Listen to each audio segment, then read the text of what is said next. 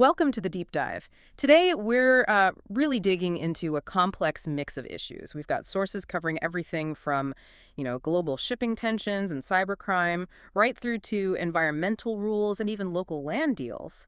Our mission really is to connect these dots to see how all these big external pressures actually land on the individual truck driver. That's right. It can feel a bit like professional whiplash when you Mhm. first see all these different topics. But, as Hervy over at LifeAsATrucker often points out, drivers are constantly navigating these external risks. So our goal today is to bring these stories together to figure out, okay, what's a practical strategy here? How can you build a defense, protect your paycheck, your freedom, and maybe most importantly, your own time? Okay, let's unpack this. Let's start with segment one, the squeeze. This is where we see these huge, like, billion-dollar geopolitical moves hitting truckers' weekly pay.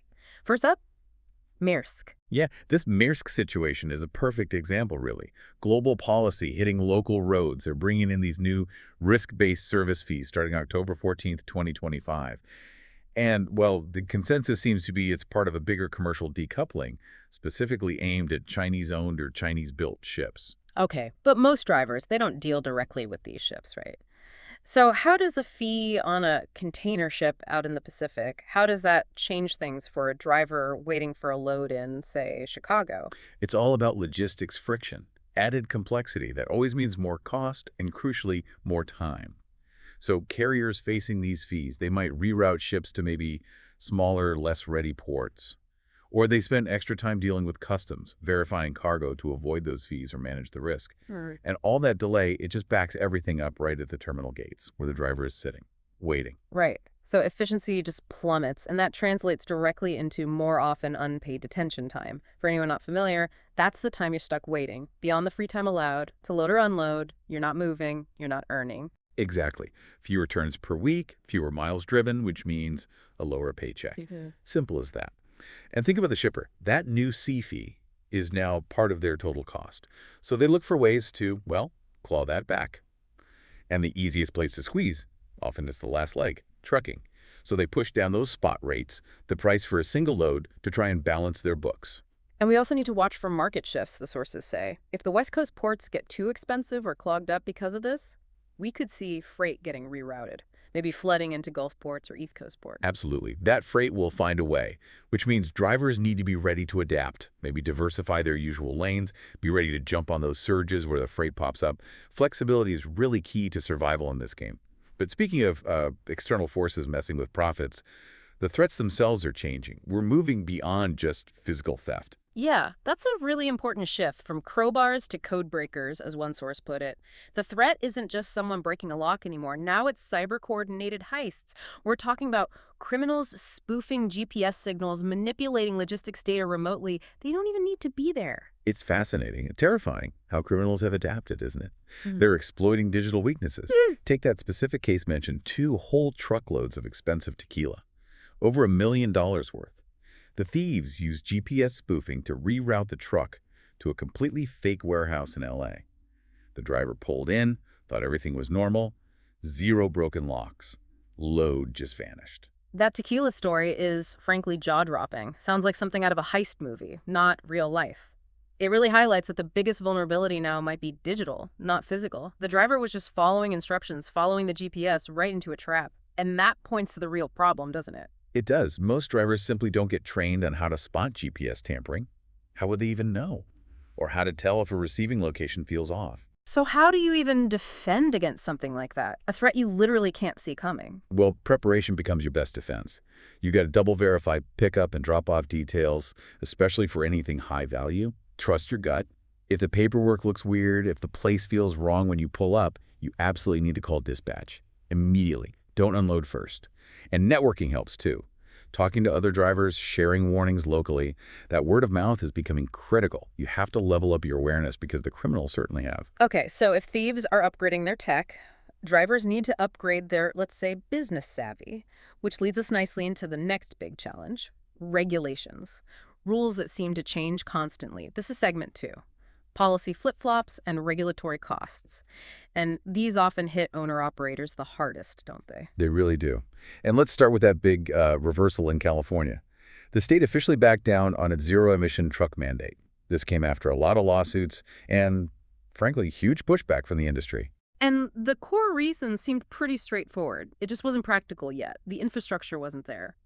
Exactly. It kind of validates what drivers were saying all along. The charging network for big Class 8 trucks, it's nowhere near ready for prime time, especially for long haul. Plus, that mandate was putting an impossible squeeze on small operators. I mean, who can suddenly afford a $300,000 plus electric rig? Especially when the rules might change again. Yeah, the lesson there seems pretty stark. Don't bet your whole business on rules that, well, might just disappear overnight because of politics or court cases. The drivers who stayed flexible didn't jump into the EV hype too early. They're probably breathing a sigh of relief now. For sure. But that regulatory pressure, it didn't vanish. It just shifted its focus. Now we had the EPA tightening the screws on emission standards for heavy-duty trucks. This affects model years 2027 through 2032. They're really going after NOx and co-Euro reductions. Okay, and that means more complex technology needed on the trucks, right? Mm. Which inevitably means higher costs. Well, higher cost to buy, definitely. These new rigs will be significantly more expensive up front. But maybe even more importantly, it means, well, potential maintenance mayhem. To hit these new targets, you're looking at really complex after-treatment systems. Think advanced DPFs, diesel particulate filters, and SCR, selective catalytic reduction systems. These things are known for being sensitive. Sensitive how? What does that mean for a driver's maintenance budget and downtime? It means things can get complicated and expensive fast. When these systems have issues, and they often do if everything isn't perfect, you usually need specialized dealer tools to diagnose and fix them. Your local independent mechanic or even roadside assistants. They might not have the gear or the know-how, so you end up stuck relying on dealerships. That means potentially much longer downtime, waiting for appointments, waiting for parts, turning hours of repair into days, and the bills much, much higher. The worry is this could just price independent owner-operators right out of buying new equipment, maybe even out of the market over time. Wow, so it's a double whammy. Higher purchase price and higher, more complex running costs. We see a related theme, maybe, when we look at ELD enforcement. There's a new study linking frequent ELD violations not just to individual drivers, but to systemic issues within companies. That's a really important finding. This study suggests that these ELD issues, they're often not just honest mistakes. They frequently point towards pressure from dispatch to bend the hours of service rules or even intentional fiddling with the logs. And carriers with a pattern of these violations, they tend to have significantly higher crash rates, and they struggle to keep drivers. It points to an unsafe company culture. So it's proof that a company cutting corners on logs is probably cutting corners elsewhere too, like on maintenance, safety, and it definitely makes drivers feel pressured, maybe disrespected. Absolutely. Yeah. Which brings up a critical point for you, the driver. How do you protect yourself if your company is the one creating the risk?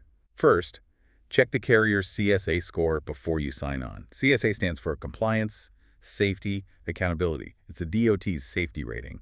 A high score is a major red flag. Second, you have to refuse to falsify your logs, period. Because if there's an audit or an accident, you're the one holding the logbook. You're the one on the hook, not usually the dispatcher who pressured you. And maybe keep your own notes, a paper trail, if you feel pressured to run illegally. Document it. Right. It comes down to self-advocacy, knowing your rights, using the tools like CSA scores, and standing firm on safety. That's crucial for feeling supported and, frankly, respected on the job. Okay, so we've covered a lot of the pressures, the risks, the squeeze, geopolitics, tech-savvy thieves, shifting regulations. But it's not all gloom and doom. There are opportunities popping up too, especially if you look locally. That's a good transition. Let's talk about something positive. Dayton Freight's expansion in Pennsylvania. That sounds like good news for drivers in that corridor. It really does. They've bought a big chunk of land, 31.5 acres, right off the I-70 Industrial Park in Westmoreland County, PA. They're building a new terminal. That's more than just buying land. It shows real confidence in the regional LTL freight market there. Less than truckload. And for drivers, this new terminal means more jobs, specifically more local and regional opportunities. And that could mean a better quality of life for some drivers, couldn't it? You know, people tired of being out on the road for weeks might find stable home daily routes, or maybe better drop and hook runs. Plus, obviously, they'll need mechanics, dispatchers. Exactly. It creates a whole local ecosystem. The key takeaway is that drivers who are paying attention, who track these kinds of local developments, new terminals opening, warehouses being built, they're the ones who can proactively position themselves for better pay, maybe better routes, better balance.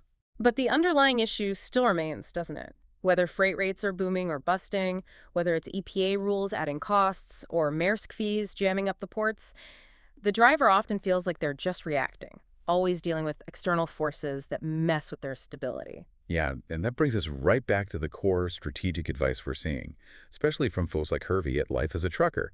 It's about building a financial shield, creating income streams that are independent of all this volatility. Right.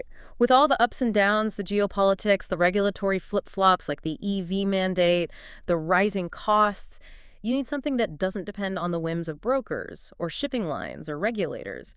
Life as a trucker's whole thing is helping drivers get out on your terms, isn't it? That's the idea. If we connect all these dots, the solution seems to be stabilizing your own finances by using your off-duty time differently. The specific advice is to look into using readily available tools, things like AI are mentioned, to build side income streams. Hmm. Income that comes in regularly, month after month, regardless of what the freight market is doing. And that kind of strategy, it gives you options, right? It's a buffer. Maybe your trucking company folds or the market tanks for 6 months. If you have other income, you're protected. And maybe more importantly, it puts you back in control. You can decide when to retire based on your plan, not because the market forces you out. We've really seen today just how much the modern driver is juggling. Risk from every angle: global economics, technology shifts, government rules. The pressure points are everywhere, from decisions made in Copenhagen by Maersk to rules written in D.C. by the EPA. Relying solely on that freight check becomes, well, a pretty big liability. Yeah, the clear message seems to be that succeeding long term isn't just about horsepower and hustle anymore. It's increasingly about strategy and smarts, about actively shielding your income from all these outside pressures. Couldn't agree more. The real path to stability, and honestly, to feeling respected in this job, it comes from gaining more control over your own time and your own money. So here's a final thought to chew on. If the big lesson from the past year or so is that rules can vanish overnight and your $1 million load can get digitally hijacked, what new skill, something totally separate from driving, are you going to commit to learning this week? Something that builds income that no shipping company, no broker, no politician can touch. Maybe worth thinking about.